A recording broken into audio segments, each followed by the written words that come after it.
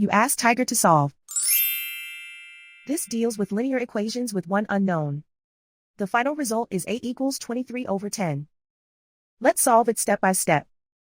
Simplify the expression. Expand the parentheses. Simplify the arithmetic. Group like terms. Multiply the coefficients. Expand the parentheses.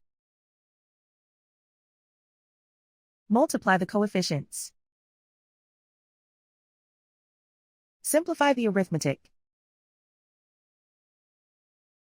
Group all a terms on the left side of the equation. Subtract 6a from both sides. Group like terms. Simplify the arithmetic. Group like terms.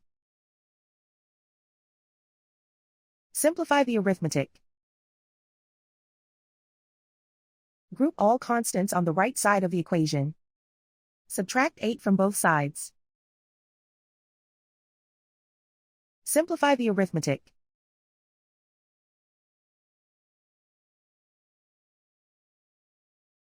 Isolate the a. Divide both sides by -10. Cancel out the negatives. Simplify the fraction. Cancel out the negatives. And so the final result is a equals 23/10.